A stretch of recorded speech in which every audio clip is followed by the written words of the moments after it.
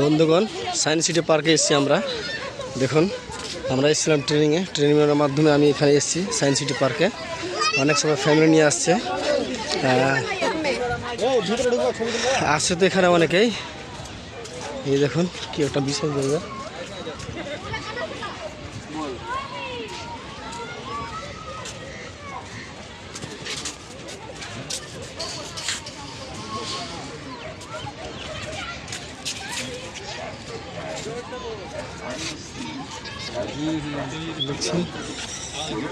হ্যাঁ, এর ভিতরে ঢোকার কোনো পারমিশন নেই। এই কুত্তাটা সম্ভবত পোষায় আছে, ভিতরে পা রাখলে হয়তো আক্রমণ করবে নাকি। ঠিক, এই যে পাহারাদার, এখানে কুত্তাটা পাহারাদার রয়েছে।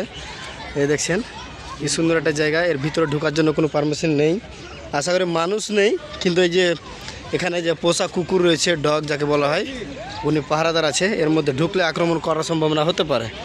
এই দেখুন কি একটা বিশাল জায়গা, আমি আপনাদের দেখালাম। দেখুন সবাই ফ্যামিলি নিয়ে ঘুরতে আসছে, আমরাও এসেছি, কিন্তু আমরা বন্ধুরা মিলে এসেছি একাই, 3-4 জন মিলে। দেখুন কি সুন্দর একটা জায়গা।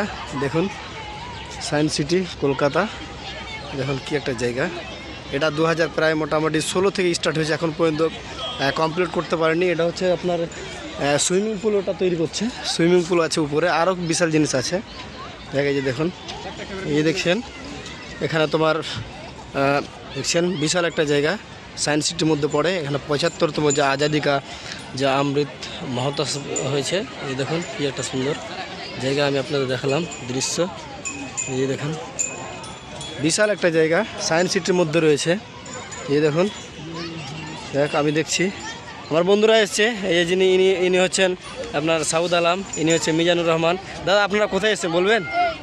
কলকাতা সায়েন্স সিটি ঘুরতে কেমন লাগছে বলুন তো? ফাটাফাটি না?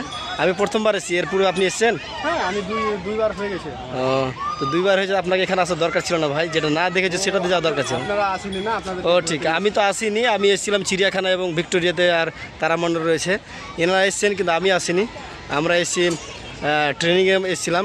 ট্রেনিংয়ে আসতে আসতে মানে ইচ্ছে হলো, সময় আছে আমাদের, সময় থাকার কারণে আমি এখানে এসেছি ঘোরার জন্য। একটু অল্প সময় নিয়ে একটু ঘুরি। দেখছেন অনেক সবাই আসছে, আপনারাও আসতে পারেন। বিশাল একটা জায়গা দেখছেন সায়েন্স সিটির মধ্যে। এটাকে কি বলা হয় মিজান?